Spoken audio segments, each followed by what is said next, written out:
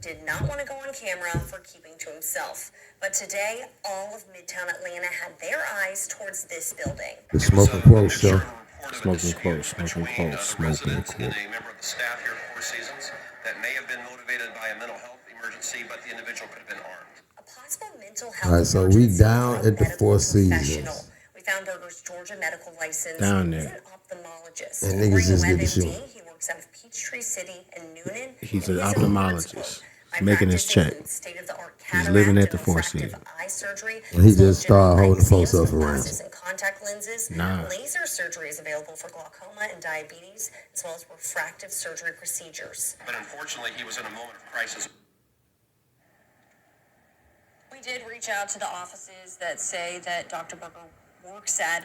We did not get responses. Reporting live in Midtown, I'm Madeline Montgomery, Atlanta News First. Sadly.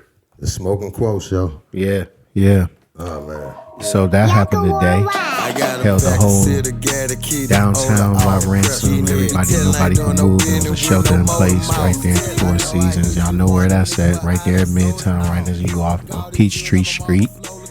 So you already know, heavy police presence, everybody going crazy. So, what all this shit be about, bro?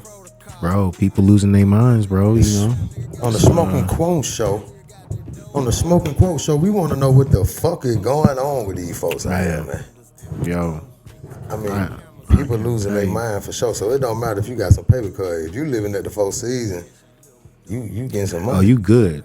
Yo, check long if you living at the Four Seasons. You living above the Four Seasons, actually. You living decent for You living shit real show. good. He had been living there since the early 90s. So just for me and the listeners, just go ahead and catch me up. Like, give me a quick summary on what was this shit about. Basically, all we know is it niggas was shooting at the Four Seasons. Somebody said that it was somebody with a gun. So, of course, you know, at the Four Seasons, they just moved in quickly. And there was a doctor, and he barricaded himself in his apartment, and it was a whole standoff. So SWAT had to come in. Some shots was fired. They said the officer got hit on some shit. But, you know, it seemed like how they saying he was at a moment of crisis. Now, if he was black, it would have just been on site. But I'm assuming, which I don't want to sound, you know, like an ass, but I'm thinking that this guy might have been white. Because ain't no police saying a time of crisis when somebody got shot and the officer got hit and it was a whole standoff. But a crisis is, you know, that word crisis is actually used. So thinking he was white, I think he may get off, or they might try to say mental health, as they already just stated in the live view. And he try not to make it a race thing, but We don't want to make it a race thing. Yeah, of course, protocol, people gonna ask me, was he black, was he white, whatever. And then, like you say, you can kind of feel how the story be reported. Yeah. Specific words are being used. Yeah, words is being used. And you can be- Crisis, right, mental health you're breakdown. like, okay. Yeah, so you already know. Like, I mean, So, yeah. I mean, that's what ain't nothing gonna make no individual man. I don't care what race he is. Nothing makes a man. What makes a man wig out like that? Money, right? Losing everything you got, or what? A motherfucking woman. yeah. I guarantee you, some type of wicked bitch is in connections with this motherfucker. Like, he wigging out like that. Sometimes it be doctors though, bro. They kind of be going off of power. You know what I'm saying? Some of them, not all of them. I mean, it could be. I know some good ones. For I mean, shit. and then you don't be knowing what's going on. Like how you see in these movies and shit, the doctor could have been under some type of threat and shit. Niggas threatening to kill him, and That's true. they want him to give up some type of fucking chip or USB drive he got, or some type of goddamn chemical formula that you know of, or some shit, man. Like, you never know what the fuck this shit be about. You can really believe half of the shit you hear on the news. Yeah, bro. The shit. I ain't gonna lie. You know, it's crazy. And in other local news, they saying like, you know, that the polls are showing that the initial turnout among black voters in Georgia is very low. I don't know how you. Black folks voting for who? Well, you know, the polls are already open. You know, so you can already vote. So right now, it's all early voting, right? So, but they're showing, polls are showing that the turnout is super low for black people right now, as we stand. Okay, so 5 days before the election. 5 days before the election. So basically, black people not voting. Black people are not voting. Right, because motherfuckers waking up from the bullshit in the games. Yeah, but Like still. people starting to feel like how they starting to feel. I can't speak for people. I can speak for me. Gotta speak for you. I don't speak for myself, but why would you think the numbers are low? Why are people not voting? Why do I feel like people are not voting? Yeah, what's your opinion? I feel like people were voting. I mean, I'm surprised that the turnout is low like this. Personally, I'm really surprised a little bit because I felt like honestly, people was gonna turn out. No matter who they voted for, they was gonna show their support, especially in Atlanta. As many, presidential visits and rallies that they've had here and all the celebrities coming out and all that, I'm thinking that that's going to actually have an impact on the community and how individuals go forward with their vote. But obviously, it was just another, fun thing to do. Right.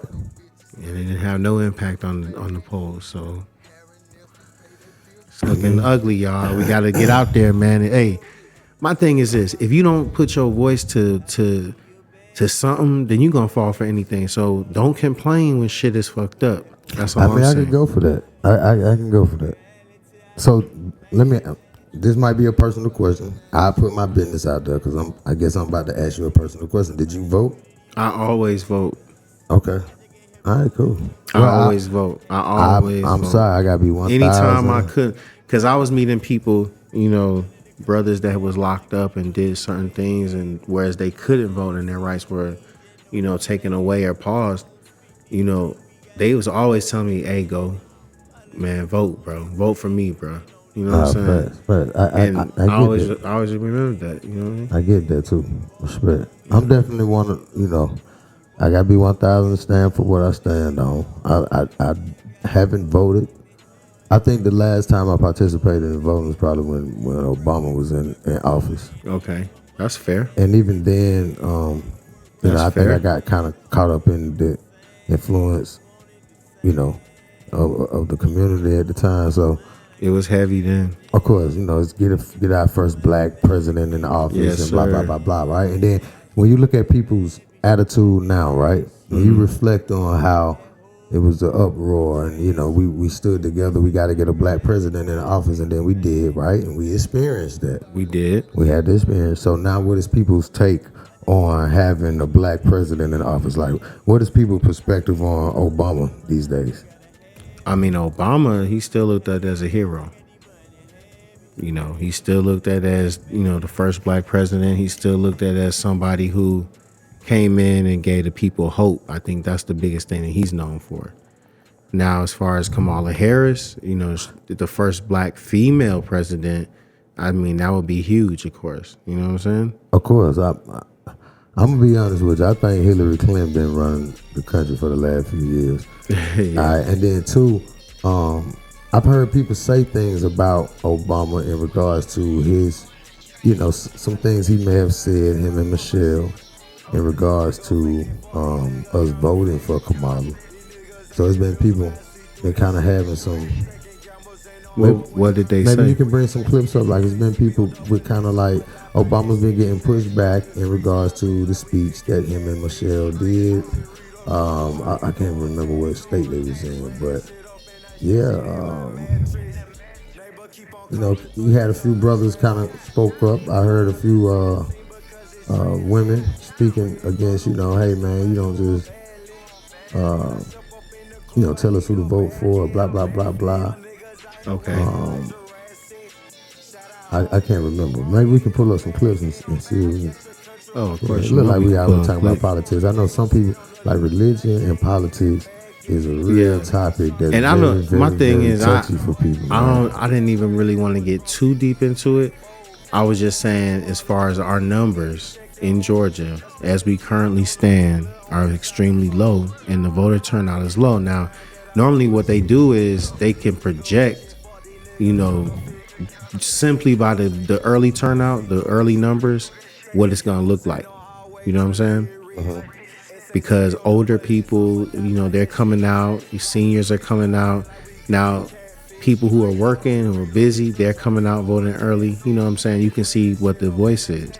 But at the same time, if black people is not voting at all right now, then that's gonna be ugly, bro. You already know what's about to happen, and that's pretty much what it's looking like already. I mean, I get it. I get it. When I say Everybody ugly, got I their mean own.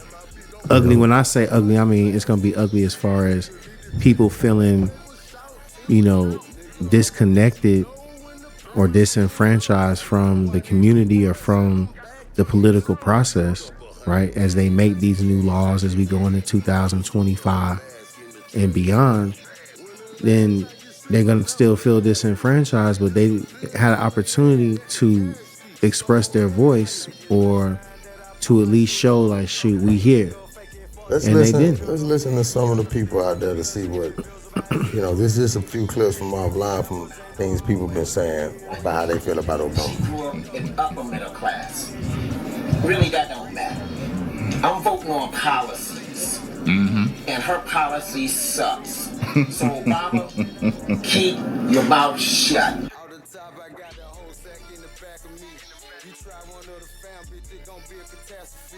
My young niggas bucking now, bitch, I can't back them off. They bout to put you in the blender, you like applesauce. I had your bitch out in the old house, I just dropped her off. Better check your bitch, I'm still the shocker, nigga, it ain't my fault. We beat the trap to death, but didn't catch no charge for assault. I'm macking charming, all these hoes get a sack to the boss. Nigga, I can't trust if you ain't sack, you might be in a cross. Bitch, I'm a fed, look like a dope boy, work 10 bricks of salt. You got a QP to your name, little boy, that ain't no work. I'm about my money, I catch a play right in front of the church. I'm trying to ball and pat my brother grown to alley hoop. I'm breaking bread with all my young bloods like the addict crew.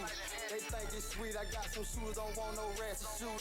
Don't be no fool, you want some smoke, bitch, it might handle you. I think it's my time that I pop my shit. These niggas faking for these niggas counterfeit. These niggas ain't I mean, just to stop it right there, right? When you hear certain perspectives, certain people's feedback from, but of just that small clip we heard right there, right? We're gonna have to probably do some editing, but there is a new time of the day. There's a new way of thinking. There's a new perspective out here, and it's not supposed to divide us, but it's supposed to bring us together. But I think it's kind of separating people from people, separating people that think a certain way, this way, and then you have another, way of thinking, group of people that'll stand on that side of the room. Yeah. And then again, my take is very, my perspective again is sometimes controversial, and I don't like to really, some people stay far away from conversations with religion. That took you out the game. Yeah. But but basically, a lot of people stay away from religious conversations and conversations about politics, because once you, like they say, it don't matter what you say. Even if you're talking the truth, there's gonna be somebody who passionately disagree with your ass. Definitely. Even if you're telling the truth, even if you dealing with the truth, bro. Even if you got the truth, you got another motherfucker that's gonna passionately disagree with you and just and might not like you, and it might be somebody close to you, your family or some shit. It's deep. It's super deep. I don't want our show to kind of be about politics or religion and shit like that, but I stand for the truth. If topics of anything, conversations of these natures gonna speak, I'm gonna stand for the truth and speak on it. truth, You bro. better. Fuck it. You gotta speak on it. I mean, at the end of the day, it's your voice, it's your opinion, it's what you believe as your said opinion. You know what I'm saying? So, religion and all that and politics, it's something that's uncomfortable, but where else can you talk about it except on the Smoke and Quote show? So that's why y'all tune in, and that's why we give y'all the platform to talk about it. And before you all talk about it, we'll open the door by speaking on it. But we ain't got to speak on it too deep, because unless you all are tuning in and calling in and telling us how y'all feel, then at the end of the day, it's just our view. You know what I'm saying? Just our view.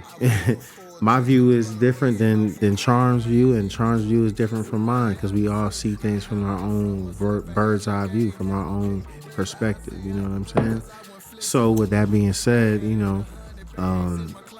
I look at it as, all spiritual, but at the same time, I feel like this election and from the people that I speak to in the community daily, it's more so based on local government right now. You know what I'm saying? The local government is what's really important because, what's going on in your community is what's really mattering. Outside of that, the president and the Congress and what's going on there, that's Wall Street. We're on Main Street.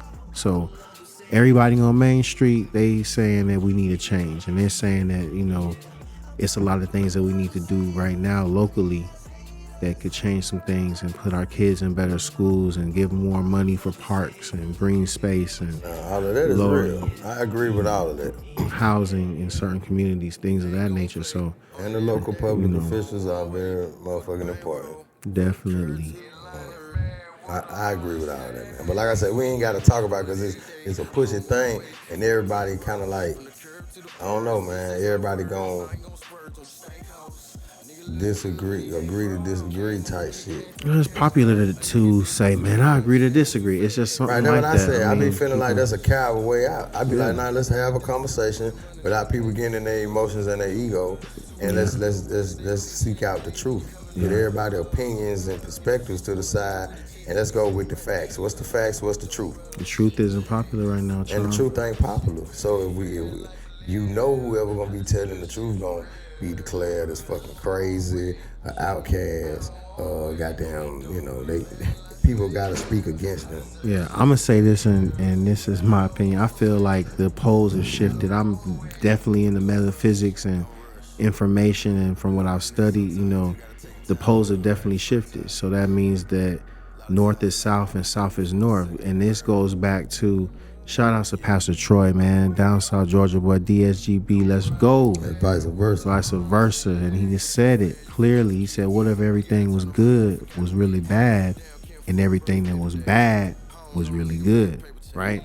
Now, based on that, right, just based on that alone. Based on that, people gotta think like that. It's a good exercise. Walk with kicks no seeds right now. All right. Walk with them. So, based on that alone, right, if everything is shifted and everything that was bad is really good and good is really bad, we think, just based on it, who would we think is good, right? In this case, in this Democratic versus Republican race, most people think that the good situation is Kamala, and that Kamala is going to change everything, bring down your groceries, make you go from lower income to wealthy, but not rich as hell, because we don't want to support that. But everything's going to change. They look at Trump as bad. He's the person that's bringing hate. He's the person that's doing this, right? But what if with the vice versa situation, that man typing, y'all hear what he typing? Jump off that Bluetooth button, you typing. Hell yes. I can hear you, my guy. Yeah. But anyway. I can't hear that in mine. It's all good. But anyway, as you think about the bad and the good, right? Going back to that. So everybody thinks that Trump is bad because he's bringing hate and he's doing all these other things. Right. But what if he's really good? Now, based on the Vice Versa song from Pastor Troy DSGB, he said that everything would be turned around. So I'm just like, man. So all the bad would be good and all the good would be fucking bad. Who's really who? So if that was the truth right now in today's time, that means then everything that's really truthfully in your benefit will have to be dressed up to look unattractive, not good. Something has to be making you feel like you shouldn't go that way. Mm-hmm. And you really should. Right. When your salvation is really on the other side of the door that you're scared to go through, or that look like, blah, blah, blah, blah. Because right now, it's going to be more pushback. What I see in my walk right now is I'm still hustling, I'm still grinding, I'm still going for the dream, I'm still pushing. It's just way more opposition. It's way harder than it was years past. So it makes it easier to have people say, man, fuck all that, bro. Just do it like this, right? And then you forget your dream, or you stop doing the thing that you love to do because the opposition was harder and it took more time and it was just easier to do this and it seemed like the good way, right? I.e., you might just be working that gig instead of just doing your dream because hell, you had bills, so you had to say fuck it. You know what I'm saying? Or whatever it was, like whatever that thing is for you in your time. But like I said, it might not be. I mean, the bad thing to be looked at is, man, he's just an entrepreneur, a broke ass nigga. Especially in Atlanta, people be like, every nigga in Atlanta is an entrepreneur, meaning he rides or drives Uber, he does DoorDash, he's a rapper, he's an entertainer, he goddamn content creator. I mean, but you know, that's what's getting to this money though. We know that those industries have increased. You know what I'm saying? Content creators, yeah, all of that. People getting paid to pick up people from the airport. People getting paid to, you know what I'm saying, do all those things. Let's talk about that, because when you talk about, you know, there's nothing wrong with people working 9 to 5s. I think we talked about this before. And then you got the entrepreneur spirited people. Right. So when you're dealing with politics, right, and the government and everything, taxes, inflation, you know, all of this stuff, it will affect the market, the economy system, right? Right. But depending on where you at in industries and how you work, how you get money, it may or may not affect you, right? Absolutely. So regardless, you still got to get out here and make something happen. You right? must. So it's still like, you know what I'm saying? It's still like a duty, a personal duty that everybody carry upon themselves, no matter what. And then I think if your head's strong enough and you're sufficient enough, you know, these said, you know, certain things wouldn't affect you. Okay. You know what I'm saying? Mm-hmm. Certain things won't affect you. It has no control or no manipulation over your life. Now, give us a specific example, Charm. Let's say, because if I'm gonna attach, you know, the whole politics and all of that to everything, right? Okay. Let's say during COVID-19, right? Let me give that example. During COVID-19, the pandemic, you got people that really went through hell, man. I mean, they lost a lot of people went in foreclosure, lost their jobs. You know, some people didn't take the shot and lost their jobs, right? Off the rip, bro. Some people lost family members. My mom passed away during that time. This is a pandemic, right? Declared. We had to go through quarantine. This is something we've never seen in our lifetime. Now, we're not gonna go into the COVID-19 discussion, dealing with the virus, the shot and shit like that. Let's just talk about what happened during, like from a financial perspective, some motherfuckers fell off, but then you got a lot of people that benefited, that made big money during the fucking pandemic. People made money.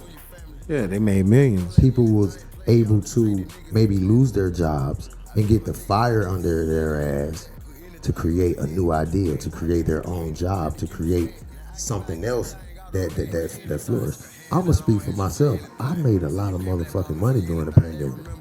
I was having my way. Yes, sir. I'm gonna be honest. Why you think that was though? Why were you having your way? Because niggas was getting unemployment, $600 extra. Niggas was doing PPPs all over, especially in Atlanta. This is the home of cap. And like I say, I can only speak for me. I have never received an unemployment check because I haven't worked a 9 to 5. I have never received a PPP loan ever. Yes, but I believe that some people that get money in specific markets or industry that is not so remote, they may not be affected, and they may benefit and come up in the times where everybody else suffering. Right.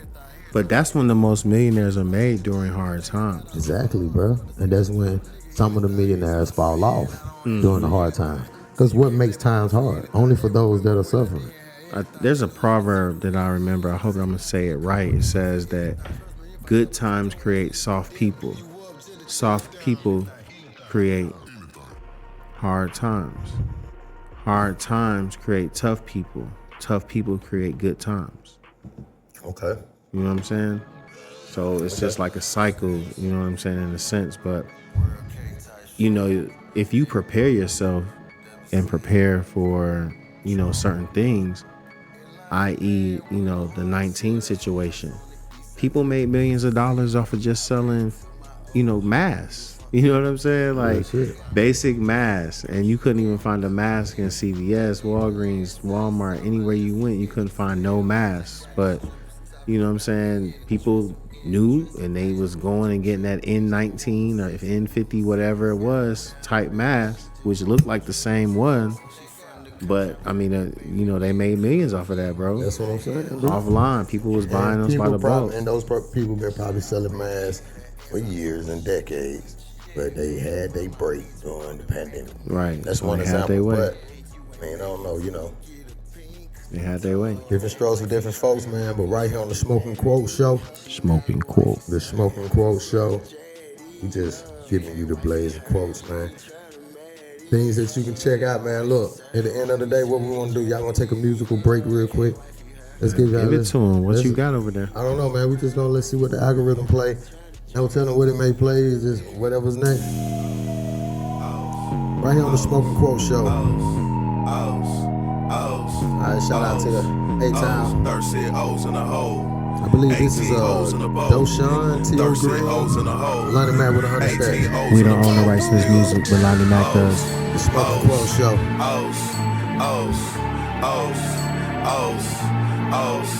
O's, thirsty O's in the hole. 18 O's in the bowl. Thirsty O's in the hole. 18 O's in the bowl, nigga. I got them hoes, I hit up sex just to buy clothes. I got a jug, he want a O. I got a plug, he help me go. Oh, you ain't know, I can turn 3 O's to a 4. 3 bands, I can get you a bowl. That gas BP, Texaco, let go. I'm whooping them O's, I'm cooking up, Google me, look me up. No Sean, what the Pyrex? I got a brick on that raw, let me cook it up. Yeah, I get my gas straight out the bay, straight out the A. Try to take bullets, come straight out the K. Straight to your face, I'm straight in the tray with them O's.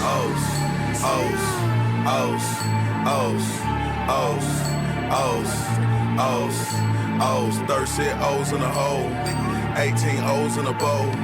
Thirsty O's in a hole. 18 O's in a bowl, nigga. O's,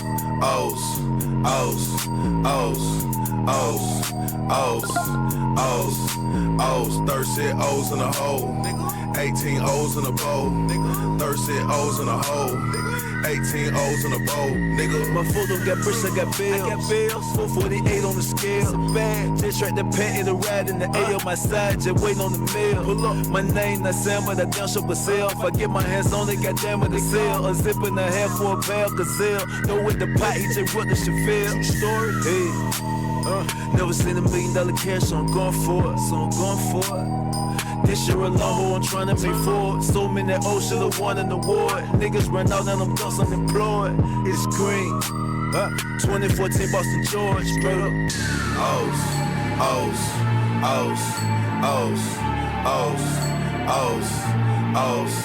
O's, thirsty O's in a hole. 18 O's in a bowl. Thirsty O's in a hole. 18 O's in a bowl, nigga. O's in the bowl, get it yo. O's on go, everything so. Trapping out a store, brown paper bag full of old nigga, my chin full of zero. Young Negro, don't be a hero. 4-5, leave a knife bullet hole. I can see through you like a peephole. No donuts, bitch, nigga, but I cook old. See a little video, even though I don't see no motherfucking killers in your B-roll. Boy, I'm at a spot with 1,000 O's. I be in the streets like potholes, getting drove to my jewels, nigga, by my thigh hole. 12 call nigga scream, If you don't know 12, that po-po. They serve my car, found no O's.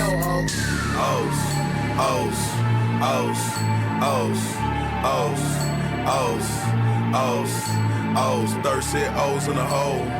18 O's in a bowl. Thirsty O's in a hole. 18 O's in a bowl, nigga. O's.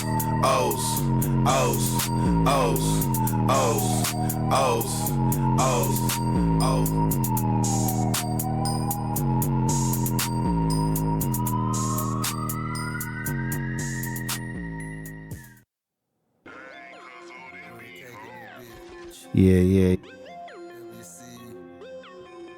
Kicks, No Seeds, Trom, coming with it, man. This still is the Smoking Quote Show all day long, every day, all day.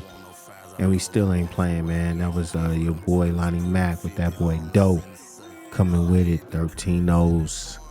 Yeah, man. You already know, man. But look, though. What's really good, though, man? For real. Like, what is niggas really talking about, though? I mean, we get so serious sometimes, though, y'all. And, man, kicks no seeds, man. Life is so short, y'all. We gotta motherfucking have some fun in this bitch, though. I don't know what niggas be doing, though, but I know for sure, it's a 420 comedy show every motherfucking Saturday night at 12 o'clock, which really is Sunday, for real. But it is the 420 Fest, and it is sponsored by your boy, Creflo Dollars. And it is the Laughing Hip Hop at 12. So, yeah, be there. You know what I'm saying? Get yourself your spot. Go ahead and get your tickets ready. Get your blunts ready, because it is a 420 friendly event. It is a 420 friendly environment, meaning it is elevated. The only place really in Atlanta that you can even go ahead and roll up while watching your favorite comedian. And it'll be some stars in there for real, y'all. So, you know I'm in there every week trying to go ahead and get my laugh on, because like I said, life is way too short. So we can't be so serious all the motherfucking time, for real. So yeah, man. I know that there's a lot going on, though. And at the same time, we want to keep it pushing, though. And shouts out, though, man. For real, I noticed, though, y'all, that the city's been lit. You know what I'm saying? Because why? We've been winning. I'm not really big into the back and forth all kind of teams. But again, being in Atlanta, we got to represent for our hometown. And I ain't gonna lie, them Falcons been winning, y'all. It's been a nice little few games, some excitement.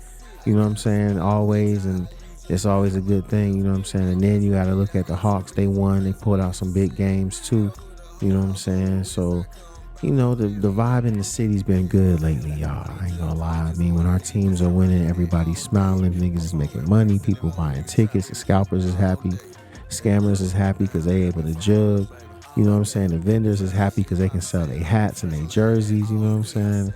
Everybody good. It's just a good situation. So, something that I noticed, man, you know, if you don't get a chance, go ahead and get outside, man. I know we be in our offices. We know we be in our homes with the kids and doing all that.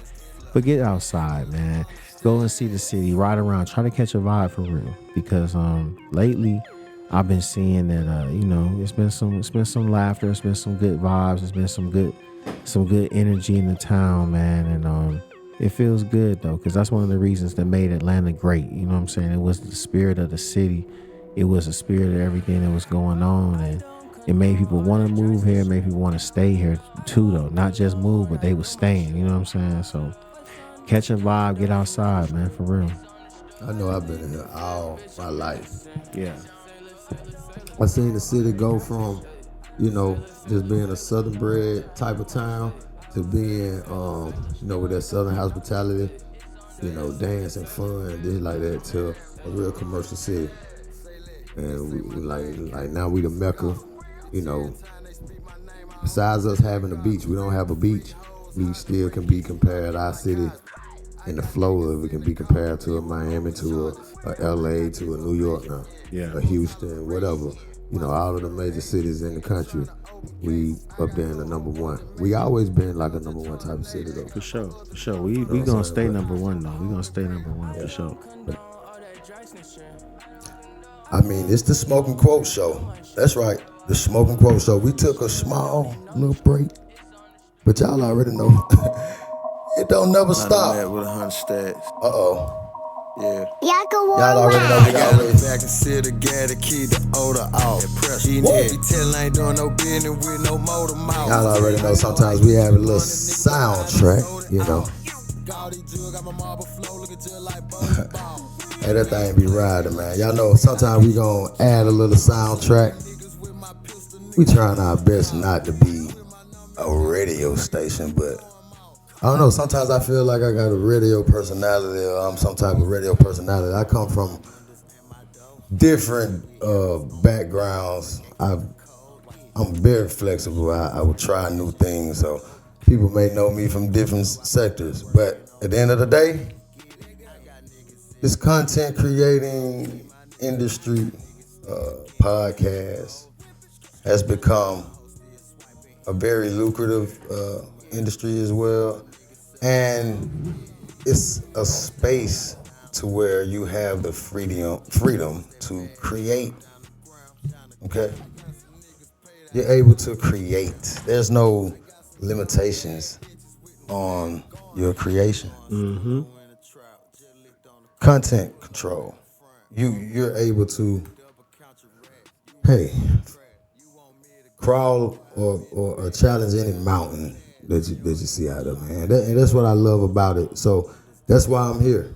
That's why I'm here. I'm able to use my voice. I've always used my voice in a lot of business. You know, whether it's sales, me being a broker, the music industry, writing, musician, you know, stuff like that. Even now, you know, I get to talk to the people, man, use my voice. So that's what I want to do. That's what I'm doing. It's dope, bro. You know.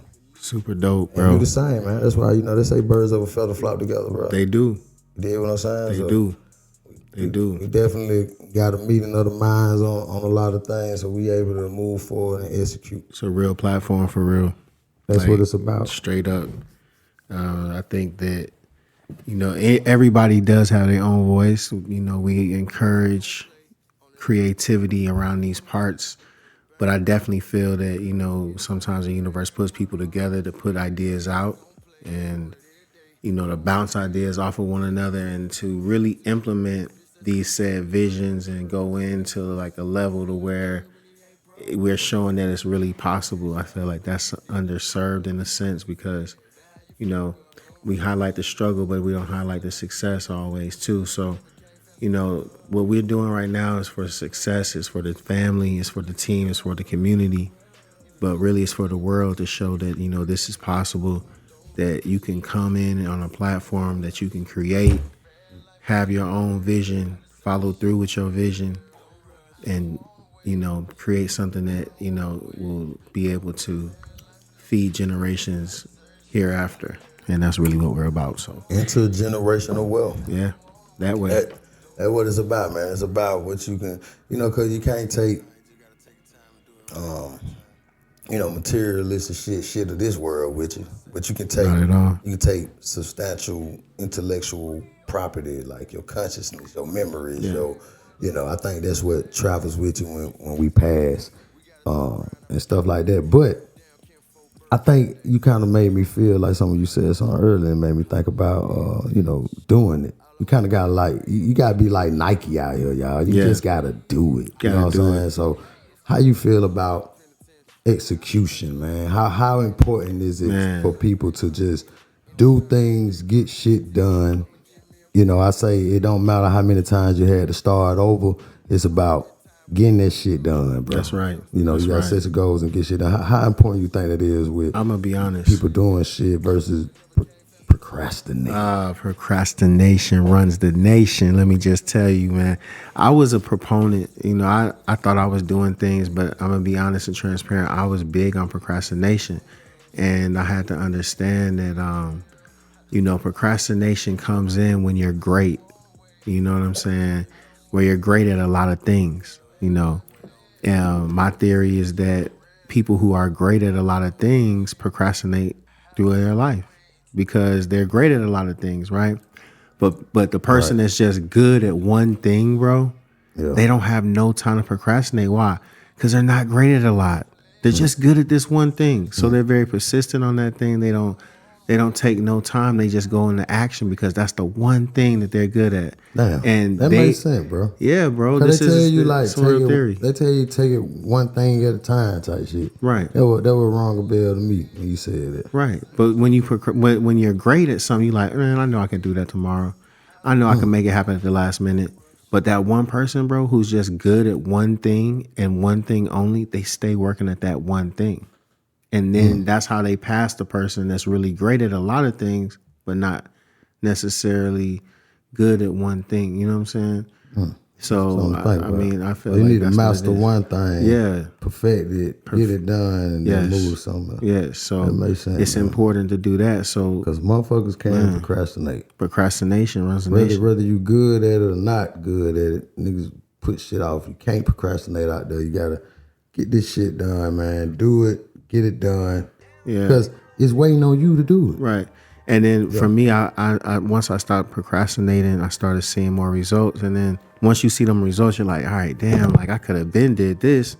And you keep yourself accountable. Every man. motherfucking time. Yeah, you keep yourself accountable. And then once you see that part, you like want to go harder. And you know what I'm saying? Honestly, bro, like once you really put down the procrastination and you see the result and you realize, like, damn, I should have been did this. You just never have the gas on the brake again. I mean, the foot on the brake again. You stay on the gas, you know what I'm saying? Because you just can't stop getting them same results. And you never had the same results that you did when you was procrastinating. You know what I'm saying? You get new results now. You seeing more. You waking up early. You feeling better. You getting more money. You getting more resources. You know what I'm saying? And it's just a good thing. But it's super important, I'm going to say, especially going into the new year, you know, always have some sort of goal, always write down what you really want to do. And then at the same time, as you write it down, don't just write it down, visualize it. Because, you know, even with you trying to do your results, and even when you're trying to plan whatever it is, so you got to visualize it. You know what I'm saying? And hey, man, that's what's up. I hope this inspiring anybody hearing it that, you know what I'm saying, make you want to just get up, get out, and get some, man. And don't think about it too long. Don't think about it too long, because that's called analysis paralysis. You don't want to think about it and look like a mannequin. You dress the part, you look the part, but you ain't going nowhere. That's real. That's real, man. I've heard it said before about mentors of mine that don't get motion confused with success, or you know, there's a difference between like motion and movement or something like that, right? Right. Yeah, you got sometimes, you know, you could be, sometimes you see people that are doing a whole bunch of nothing, and then sometimes you see people with a lot of, they might just be talking about it and they ain't fucking doing it. You know what I'm saying? It's just different forms, you know, this shit comes in. Right. You know, but yeah, getting it done, execution is everything, man. Execution is gotta what it's execute. About. So gotta execute. And if you don't like something, change it. You got the opportunity to do that.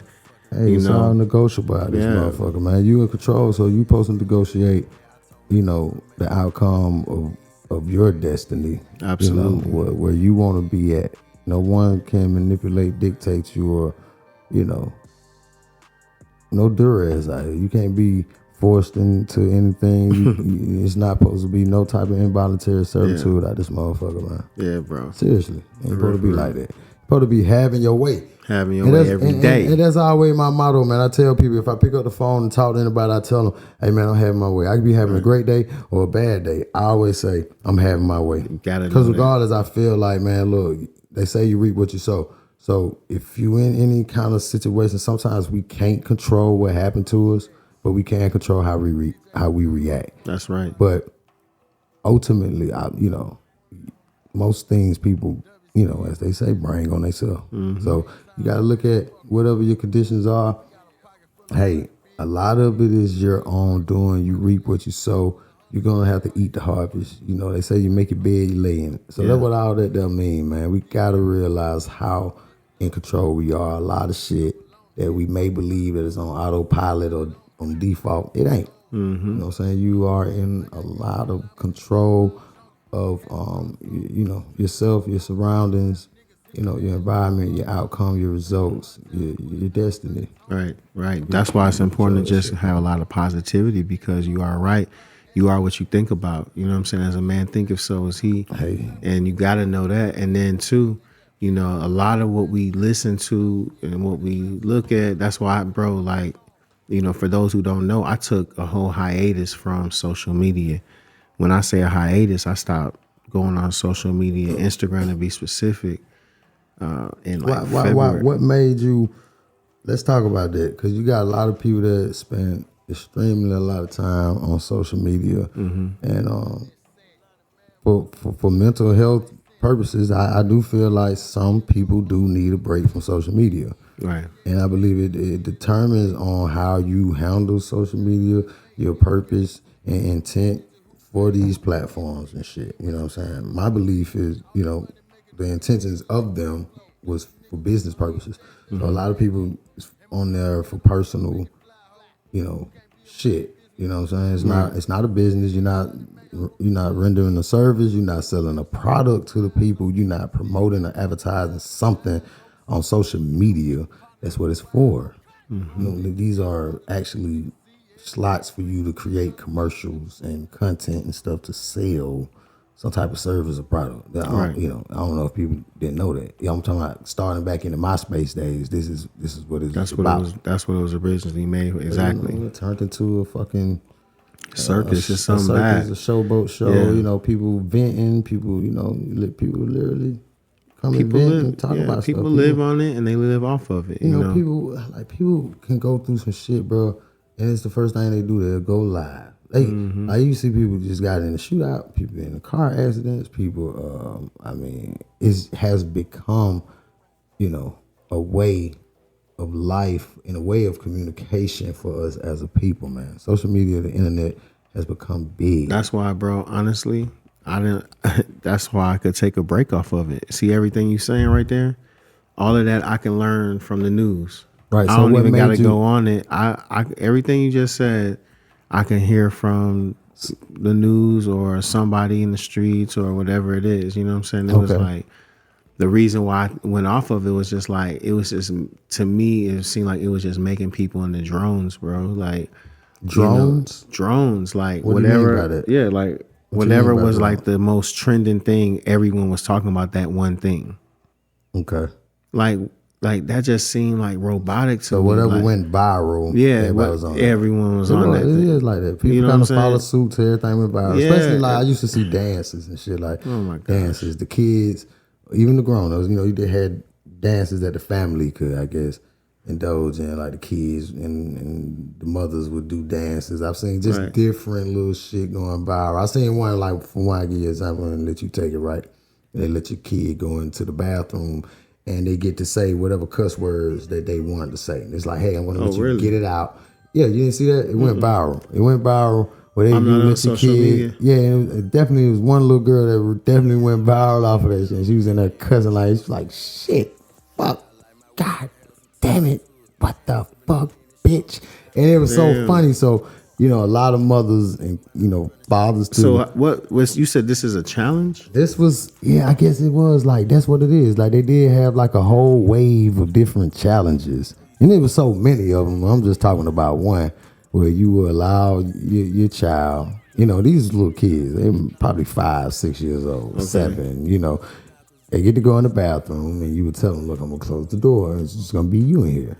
And you get to, say whatever cuss word that you want to get out. You get to say it one time and not get in trouble. Okay. And they're being recorded in the bathroom and, and they go to cussing and you get to hear all of the little cuss words and dirty words that these little kids say.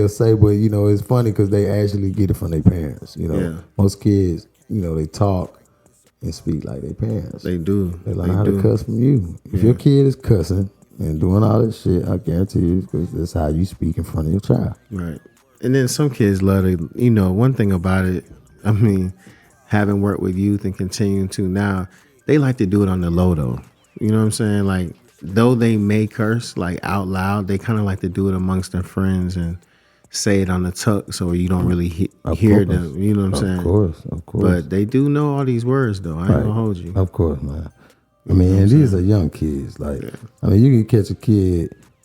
In these days, I talk about generations and children. Like, we gotta look at ourselves. Like, really, really like if you look at the car industry, right? They really mimicking, the human body, especially a woman's body. If people didn't know, like the car kind of mimics a human body. You know what I'm saying? It works the same way. Organs work under the car. You got a hole, you put something in it. Right, exhaust system, a breathing system. It has water. It has, the gas will be, a fluid that we may have.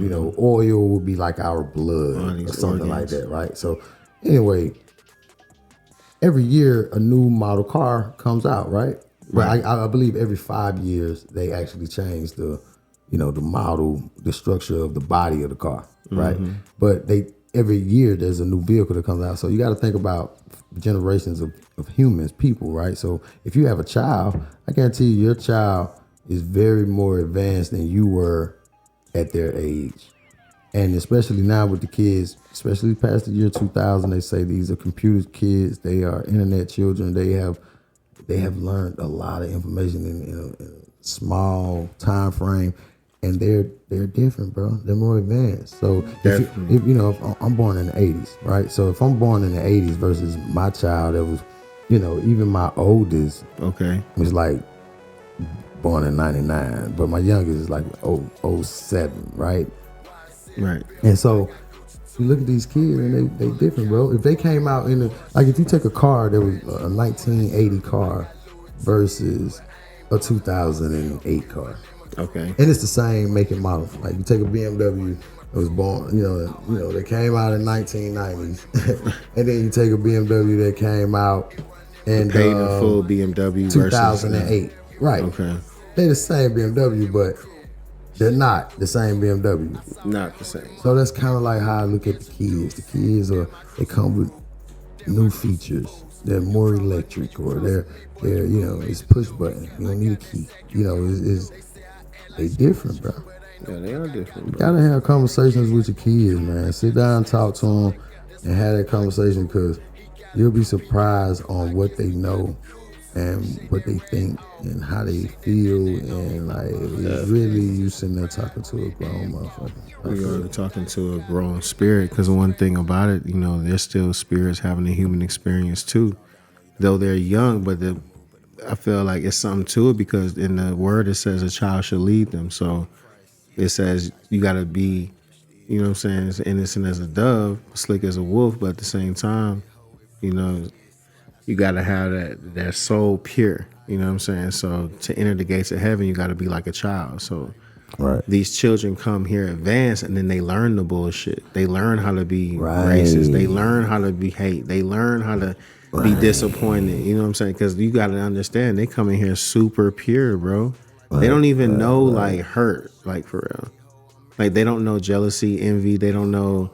You know what I'm saying? Like, oh man, they tried to play me. Like they don't know any of that for real. They have to learn that, and they come here already advanced, right, with love and care, and then they learn quick though. Now, like, oh, that's the bullshit. You know what I'm saying? So now they're more advanced to the bullshit because they already came with a lot of love. But it don't take them long to know what's right and what's wrong now, bro. You can talk to your 1 or 2 year old like a grown person.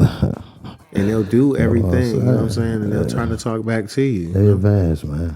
I guess the technology play a part. With how but I feel like it's not just the technology, bro. It's not. That's why I say it's not. Spirit, it's still, it's still the creation of new generations of humans. Yeah. So I feel like I say what do you think? With the ones now though, where you think it's heading?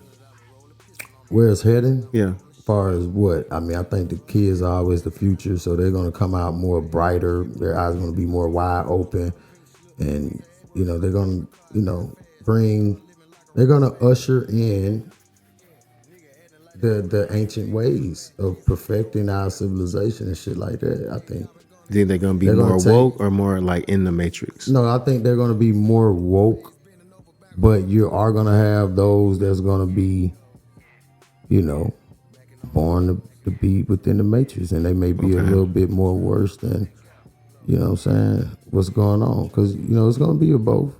But I think ultimately there's a grand and national awakening. Mm-hmm. So the new people, the ancestors are returning through these new children. Yeah. So I feel like that's what's, primarily going on. Okay.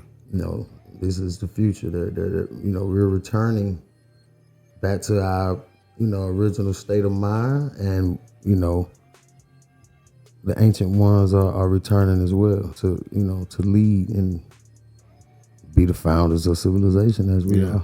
Yeah, definitely. I know that's what's going on, bro. I can see that. All the rest of the shit is bullshit, man.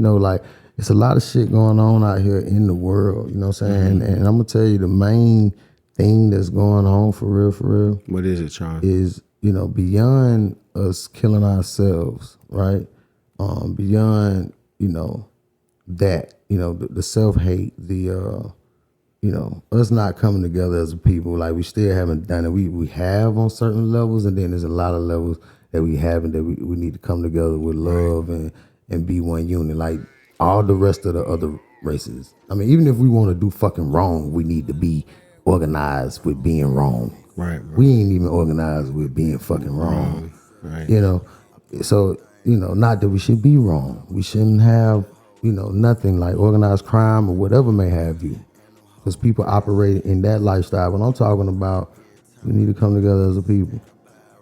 You feel me? But our ultimate problem is massive incarceration. That's true as hell. I mean, Like, there's a lot of, we know the jailhouses and the prisons are motherfucking packed, bro. Like, we really got to give a shout out to, you know, the free, all the brothers, all the niggas, all the whoever, however you want to call them, all the, you know, the family members and the friends and associates and family that we have in the correctional facilities, in the chain gang, Shouts in out. the prisons. Shouts out. Keep your head up for real. I mean, for real, there's bro. a lot too. I mean, It's some fucked up shit, bro. Man. Because you got people that's really not supposed to be there, bro. Like, Really, bro. it could have happened to anybody. Could've. Like, it could happen to niggas like us. Like, Mm-hmm. people are incarcerated and they are wrongfully indicted, for one. They're wrongfully accused. They're wrongfully charged and adjudicated against. They're wrongfully found guilty. Right. Or they, you know what happens in a lot of cases that's really sad? What's that? People don't actually make it to what you call trial. Like, people know how court, you know, work. Folks don't make it a motherfucking trial, for one. So they take what you call plea deals, right? So that's where you plea out to a charge. Whether you're guilty or not, you never really get to tell your side of the story. You just take a deal because they done basically spooked you so much into believing that you don't have a win. They're gonna send you to prison. And if you go to trial, you're gonna get double the time. So you kind of just, everybody has taken the fucking deal, man. Like, bro. just to take a plea, like, fuck it, all right, man. Instead of me getting 8 years, you say I do 2, I just gonna do 2 and go home. I think the YSL, one of the YSL members took a plea today. Yeah. I was gonna bring that up. They definitely got to a space where they've been making plea deals. I think they had a talk with District Attorney Fonnie Willis, and there's been some offers given, and then they gave their counter offers. Right, the defendants, Thug, them, they gave they counter offers, and from there, you know, the DA would have to agree with it or whatever may have you or whatever. But yeah, the one dude, Quay, I think his name was, I forget his first last name. What was his deal though? I think his deal was something like, they wanted to give him 7 or 9 years or something like that. Don't quote me. And I'm supposed to have the smoking quote, right? But he's supposed to got like 7 years or something like that. So being that they've been in there for like 2.5, he get probably time served on that. And plus he may have to do like 3 years, 5 years or something like that. And he get to come home. Okay. So I think for him, that may have been a good deal for him or whatever, you know, supposedly supposed to have murder on these boys or, you know, different cases. But I think he pleaded out to one RICO charge. Okay.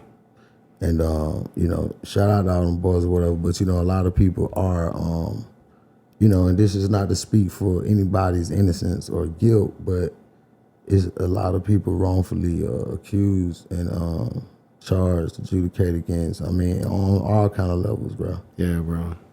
And it's kind of fucked up. You know, even people that's in there, you know what I'm saying? You know, I myself, even, you know, from, you know, my past life in the background, I've dodged a few bullets, you know, thanks to my creator and me being protected. Not that I'm not protected more than anybody else, you know, by my creator than anybody else, but still, there's been times to where, you know, I have been protected in those times where, you know, I could have been, you know, sent to prison, you know what I'm saying? And I was able to, you know, be protected and be able to, you know, be offensive with law, Okay. you know. Because I tell people you rather be offensive than defensive, Absolutely. you know, especially in court proceedings and Yes, stuff like sir. that. But yeah, man, it's just fucked up, you know what I'm saying?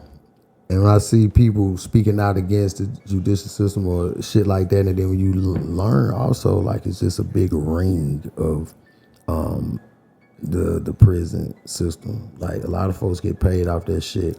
A lot of millionaires, billionaires got their money invested and tied into it. It almost like is a fucking, not a code, but like a requirement for, you know what I'm saying, you as a millionaire, billionaire, you gotta have your money invested And have it into, in a prison into the Okay. prison system.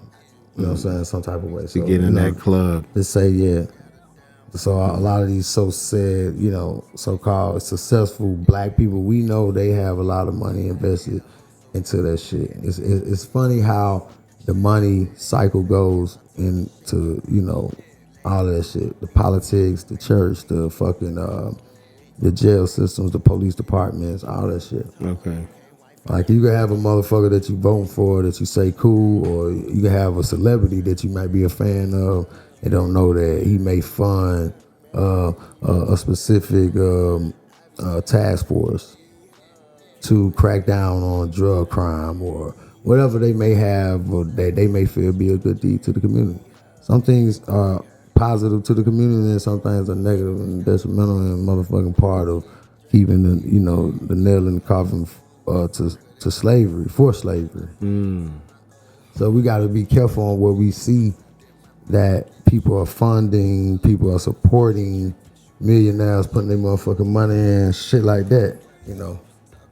You know, and it don't even be no conspiracy theory shit, just real shit. Like, you got real, big corporations that do shit that's fucked up. You know what I'm saying? that's how they get their money. I mean, all these companies have what's called subsidiaries, and these are just subsidiaries. Subsidiaries, Subsidiaries. Yeah. Excuse me. And those are just like shell corporations sometimes, or just shadow companies that they don't really talk about, and you don't really know what they do, but they have a certain revenue of millions that they bring in every month, or whatever the case. But definitely, a lot of the corporations are doing things in the shadows and not having any kind of accountability. You know, we can only do what we can from our side, though, Charm. You feel me? Like, Yeah, I mean, yeah, for sure. All we can do is, inform the people, let them know, what be they can aware. do. Be aware. Yeah. You can definitely be informative. And Yes, then sir. what you do is, you get in, business. Right. See, if we get in business, you know what I'm saying, and we're able to, dictate what occurs in our communities and beyond, to where it gets on a national and international scale. Yes, sir. Where, we're able to introduce the world to, the culture that belongs to us. Because, see, it's a culture that really belongs to us. You hear people talk about it all the time, like if it's in the hip-hop, whatever. I did it for the culture. The culture is really just the way that we live, like our lifestyle, our styles, our way of things, you know what I'm saying? Yes, sir. That other people, other races, and other people around the world can adopt. They can look up to it, become it, like, you know what I'm saying, whatever follow us or admire our shit, right? So Right. the culture will have to also reflect in our business and our, our ways and our practices, you know what I'm saying? And that's what occurs when we uplift ourselves. So the way we do business, we eventually, come into play to where we'll be able to corner the markets and take back control of different things. You know what I'm saying? Like a lot of industries are dominated by, it might be 2-3 type of corporations and some shit that run the whole world type shit. Oh yeah, definitely. It's certain families that definitely have a massive amount of control and say so, Right. and have since the beginning, and to this day. right. They're in the shadows. And we know that. And it's like, okay, what can we do about that, Charm? You know what I'm saying? It's like, what can we do? Yeah, we can be aware of it. We can tell the people. And what we do is we understand it from, a level, because it's levels to this shit, right? It's a hierarchy of understanding and wisdom and everything. So, my measure would be when we understand it from a prophetic perspective, to where we understand prophecy, we understand, what, this whole movement and enlightenment and age of, Aquarius and Revelations and all this shit is about. That, with all this awakening shit that we doing, what I'm saying, it helps us mentally get in place, but the body follow the mind. And then what happens is we get information to where we're able to take back over, our land, our women and children, our families, our estates and inheritances, our birthrights, our, because that's basically what all this thing is about. And then, until we fully wake up into, our responsibility and duties, there are people there, trustees. They may not look like us, but they was appointed there a long time ago. They really not, if I say this, it sounds silly, but, to some that's ignorant, we look at people like, oh, you say the oppressor, your slave master, or the white man is the white man act, if you want to say that. Not putting words in nobody's mouth, but, there is no enemy except you. Like they say, the enemy is enemy. Right? You're the enemy. You're the It's Satan. inside, bro. You're the evil. You're the devil. Yeah. You're you. It's you. Yeah. Michael Jackson The told battle's within, for real. the battle is within, man. And so once we understand that and understand that, hey, until you're ready to take your position still has to be governed and managed and operated through. So you may have a trustee in place. Right. You may have somebody there to run your position until you're ready. Okay. It's yours. Yeah. It's your spot. Okay. It's your uniform. It's your throne. It's your crown. Mm-hmm. But you ain't, until you show that you're competent, you ready, you the age of majority, the motherfucker run your position that's for you, then it's yours. Okay. They gotta gracefully just remove themselves and move out of the way. Mm-hmm. They know it. It's just, the illusion is to be whatever it is, to keep you sedated and not know. Or at least it's assumed and presumed that you don't know. So we're gonna see how you act. We're gonna see what you say and see what you do. See how you move. Mm-hmm. Fuck what you're saying. We're gonna see how you move. And that will let anyone know on this planet that you know who you are. We're not letting nobody know. You have to let people know who you are and that you're being yourself. You being yourself and that you know who you are. And that, you know what I'm saying? You standing on business. Yeah. Man, shouts out to Dr. Anderson, Regina Anderson, who always told me, know who you are and whose you are. And once you do that, you don't have no problems in life. Because anytime something comes up, you already reminded of who you are and whose you are. You feel me? So I go with that one. So touch on that one, and that's what she told me. That was my mentor, and she was the principal of Green Forest. That's big, man. Mentorship. I was speaking with someone earlier about mentorship, and they kind of asked me, how do you choose your mentors? Yeah. You wanna answer that, or you want me to touch on it? How would you choose I want to hear mentors? your point, and then I'll touch on it. How important is mentorship? And how do you choose your mentors? Man, I would love to hear your point of view first, because I want. You want to hear mine first? Yeah. I mean, for me, I'm gonna tell you, like,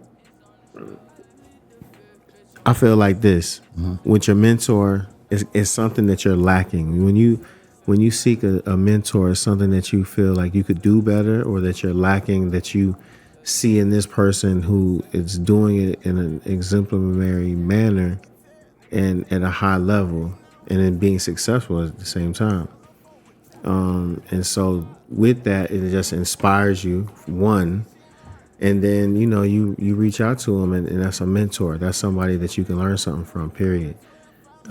It's important to seek a mentor because that's just what you need to do. But at the same time, be a mentor as well, because, you know, it goes hand in hand. Like, you know, once the student is ready, the teacher appears. And once the teacher is ready, the student appears. So you're helping one another. This is just how it goes. Hey. And so if you look at it like that on some metaphysical, you know, it is what it is. But you're going to definitely be fulfilled, and the student and the teacher will be fulfilled, you know, serving the student.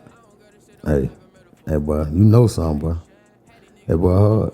I mean, you said it well, man. I mean, I could piggyback off of it all day, but you kind of put it. Hey, bro. You said it was well said. You know what I'm saying? Because you do want to, you know, and that's what I kind of pretty much told them. I was like, because they was asking like, well, how can you trust somebody to be your mentor? And I'm like, what do you mean? You pick your mentor. You definitely it's definitely got to be somebody that you feel like is somewhere you're trying to get, or right. you know what I'm saying? That like, and yeah, once you take the mentorship, then yeah, that's your go-to. You learn from them. Mm-hmm. You, like you said, you get inspiration, and you know, this become your mentor. I used to steal mentorship, like, you know what I'm saying? If I got, you know, in contact with anybody I felt like I could learn something from, or, you know, they may not know that I was taking classes off, right. You know, what they were showing me and shit. It's like, hey man, this is my mentor. Right. They teaching me. You know what I'm saying? I'm getting game from them. That's what your mentorship is, and it is important because it can help you kind of. Sometimes it can help you. You know what I'm saying? Skip the line on certain shit, because your mentor might go ahead and give you the game on some shit that you didn't know. You know what I'm saying? Or you may have found out through experience or through reading something or something like that. But he can go ahead and give you some game on that, and then, you know what I'm saying, he kind of, sometimes your mentor has done work for you already. Absolutely. They've done that. They what did Jay-Z say? I did that so you don't have to go through that type shit. You know what I'm saying? Right. You know, they understand it, and they've done it again at a high level and have been successful. They have gone broke and had nothing and climbed back 1,000,000 times, or they've reached certain pinnacles that, I mean, may be unheard of for, you know, people in society, or it may not even be known about, you know, that they just share with you, that only you know about and they know about. But it's a very successful venture, or it's a very successful accomplishment. A lot of times these mentors are humble people, you know, they're multimillionaires, you don't even know, you know. And so it's really cool to just be around them. I definitely wouldn't be the person I am without having had these several mentors, you know, throughout my life. And I'm just been blessed, man. Yeah, I had a few mentors, for sure. Yeah, like I said, I still mentorship, but of course, you know, you have to build a relationship with a person, and you know, because mentorship, you know, the individual has to kind of give you a piece of themselves. So, absolutely. They gotta see some type of potential in you. So they take liking to you, and then y'all build y'all relationship, and then they kind of want to pass the information and wisdom down to somebody who they feel they can pass the torch to. Yeah. Who they feel like, you know what I'm saying? So I done had a few. I had probably about 5 mentors. Okay. And I tell people, you know, when you learn, you get new information, your ass kind of graduate. You go to different, you know what I'm saying, heights with this shit.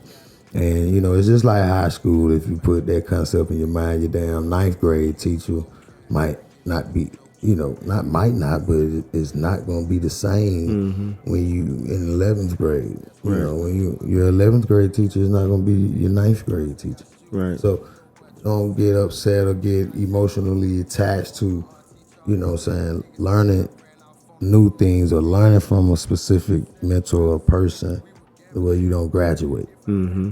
You know what I'm saying? So definitely, I think that's big too.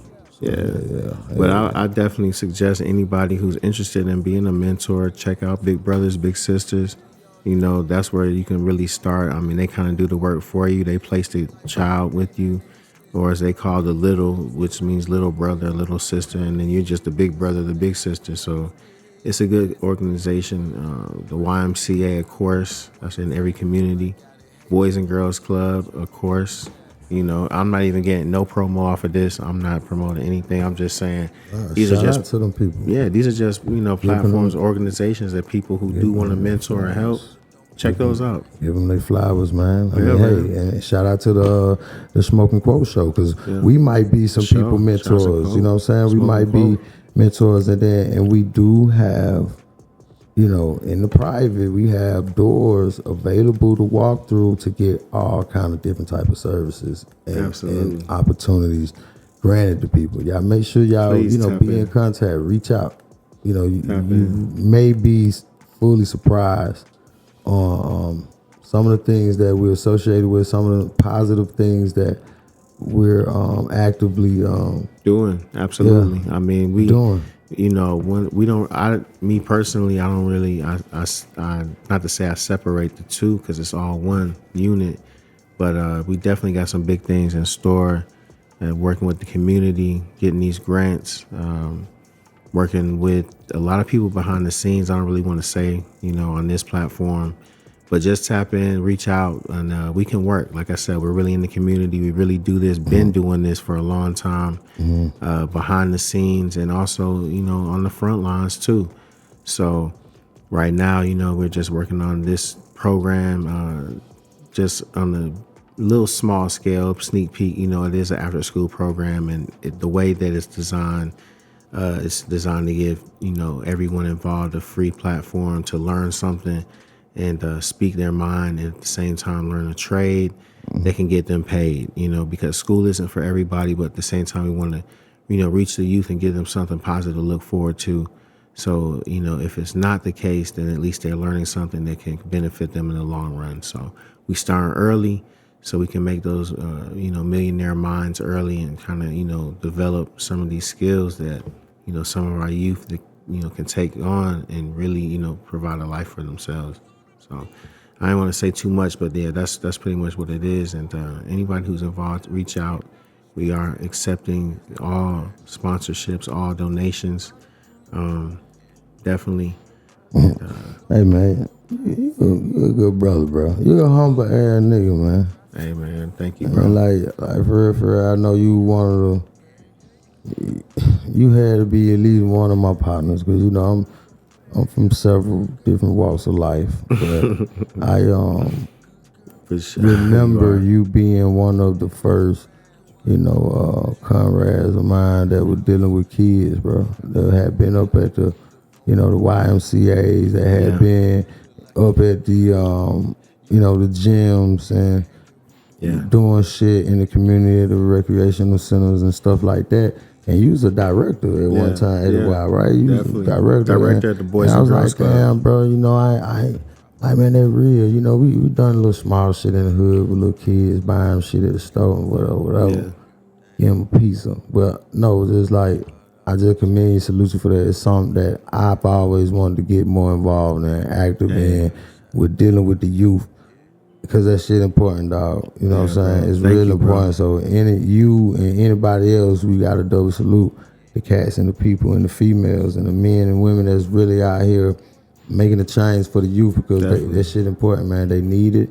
And we got to put our coins together and our energy together to make sure shit be occurring for these kids, man. Shit happening, man. Because that shit important, man. Because as we can see, it could be, you know what I'm saying, a backfire for us when the children ain't being guided right. And, you know what I'm saying, they can get out track and then make our communities something that we got to come back and clean up anyway. Yeah. You know what I'm saying? So we start early, start with them. I've been told motherfuckers, like, I'm all of my businesses, you know what I'm saying, but, you know what I'm saying, outside of, you know what I'm saying, the commerce and the commercial things that I do, my businesses and all of my intent and purposes of business is going to be catered to women and children. Mm-hmm. That's not a bad community. I think they are very important. The women and children. I mean, the men are important too. But men will group together as, you know, like-minded individuals, meet and pair and get things together. But for these women and children, yeah, man, we gotta make sure they're straight and put them in position. They deserve to be straight. Get them educated. You know, the children gotta be educated, and then the women gotta be educated. Right. You know, if they educated, they're gonna have babies that they're educated. They're raising the youth. Man, Yeah, they're raising the youth. Women and children definitely important. Definitely an underserved community, if you ask me. I know, just having a daughter, just how important it is to, show that support and, take care of the responsibilities and show her, what masculinity looks like. But at the same time, women, for them, they have to go against that same masculinity in the workplace. So they have it tough, and my heart goes out to them, and every day just going hard and standing on what they believe on, and uniting other women. That reminded me, man. You know what I'm saying? You say, what women got to go through at work, right? Yeah. Now, I seen a clip, right? I've seen people have a conversation about the respect that, whether she's married or just got a boyfriend. But let's say a relationship, man and woman together, married or whatever, right? Your mate goes to work. And it seems that the lady, the wife, has more, or the girlfriend or the wife has more respect for the boss than she do for her boyfriend or her husband. What's your take on that? Man. Do it seem like women will have more respect for the boss at their job, right, which is a man, right, than they have for their boyfriend or husband? I feel like they try to separate the two, but at the same time, they look at it like, yo, this is who pays me. Like, this is my supervisor, this is my boss, this is what I do, and this is how I pay my bills, quote unquote. So for that reason alone, they're gonna always kind of come at it with a certain stance about that. Right. And then I think that's some bullshit. Yeah. Yeah, I think that's some bullshit with all the motherfucking adding my chest and basing my voice. That's some hoe ass shit. If my bitch, my wife, my girlfriend, my lady, whoever, my queen has more respect for her boss at work than she do the man that's at home. And I can imagine it being a common thing because women will have that. I can hear that. I can hear that smart mouth, that little alley type of attitude. That's my boss. Like, what are you talking about? Like, hey, you can't even compare that. And this right, and exactly. Oh, yes, the fuck you can, because they won't take no accountability. Women don't take accountability for shit, especially now. Like, it's just a reverse. This is not all women. I'm not saying all women, but the masses is in that kind of shape, bro. And you will see that. I can see a woman having that type of, if that conversation came, because this conversation might not even come up with men and women, because see, niggas, a lot of niggas don't say shit because we don't do all that complaining and shit. But then if you complaining, then now you act like a, you act like a bitch. You tap into your feminine shit. But at the end of the day, it ain't fair, and I can imagine a woman having more respect for that, because at that case she feel like she got something to lose with that. Right. Like, he can fire me, so that means with the man, she don't feel like she got nothing to lose. Yeah, it's like it's no sense of urgency with him. Right. She's comfortable with And with that ain't him, real. but That the ain't sense real. of urgency is with the boss, because Right. if she's not there at a certain time, she can get written up. That's or right. If something happens, it's like on her, And for see, her to job. me, that's all. That's fear. That's all slavery shit. Though. That's all like the system that we even have that structure in place to where it's like that. And then of course women will be like, well, he need to get on his shit where she ain't got to work. It's just a lot of definitely. different That's perspectives big, these bro. women have, and that's so fucked up. It's like no accountability. There's no love. Everything is conditional. Everything is transactional. Everything is like that. And it's like now we don't want to believe that this is just the nature of a woman. Some people try to use the garden to eat it. Look, goddamn joke and shit. Like, hey, man, every Eve they got a motherfucker to eat the fruit and eat it. Like, but it's just crazy. Like, sometimes it's really unfair, when it comes to the standard for men versus women, and then who's more entitled, who's more responsible, who's more, it's kind of crazy. It's kind of motherfucking crazy right now. And I'm looking for a nice young lady, a woman that is ready to be treated like a queen. And I think a lot of men are. I think a lot of men are waiting, and ready now to deal with a good woman. So if a good woman that came with morals and specific principles and shit, man, she'll make that dude want to be the best, and that nigga gonna be the best. Now I talk to a lot of women. Shouts out to my female people, female comrades, friends, family, everybody like that. But from what they tell me is that men feel like how you feel when they get older. When they get older? When they get older. Well, I mean, bro, you see young cats out here. I think the young cats dating more than we did when we were young. Like, these little niggas really think they in love. They on their Juice WRLD shit. Like, they in love. They on their emotional. What's my other boy name? They on their on their Trippie Redd shit. Okay. They in love. They rock stars. They in love. They gangsters, but they got girlfriends and they being faithful. Yeah. Okay. They on some being faithful shit too. Niggas fuck around with a little bitch, but no, these little niggas got girls. That's good. But you know what I'm saying? It's like shit. I mean, if they young and they in love, that's good. But I mean, a lot of females feel like, oh, you don't want to settle down until you get older. Yeah, of course. Like in our age group, girls say that too. And then it's like shit. It's you. What have women have a partake in this shit too. Like, what are women doing to make a man want to settle down? Mm-hmm. What is there to do? Now you got some people say, hey man, a woman gives too much. Like she gives her whole, she gives her all. She has to cook, she has to clean, she has to keep does the family everything, together. And then she's not even married yet, and she's giving the dude everything. She haven't made him work for her. That's one perspective, right? Mm-hmm. Which I kind of like. I agree 50, and I got something else to say, another 50%. And then the other one is what women are, they're women. They're supposed to be taken care of. They're supposed to be approached. They're supposed to be, provided for and protected. Mm-hmm. You know what I'm saying? But I don't know. To me, I just think it's a goddamn conspiracy to this shit, bro. It's always a conspiracy. Just like our history. Just like, shit we was taught about religion, shit we learned in school, shit about, the government, shit about everything that we've been lied to, how to eat. I know we've been lied to about how to date. I believe it. How, relationships supposed to go. God damn. Just like I know they said something about, you just like how they told you, go to college, get a good goddamn job, and goddamn live like that. Right. They told you, find you a woman, marry her, have babies. Yeah. Well, I mean, you kind of told that narrative too. I don't fucking know. I know what we seeing. This shit ain't right. You know what I'm saying? I don't feel it's the right. divorce rate of motherfuckers single, is homosexuality, different, shit going on like that. Is folks single. In the biggest city, you told us last time, Atlanta was the biggest city full of singles and shit like that, man.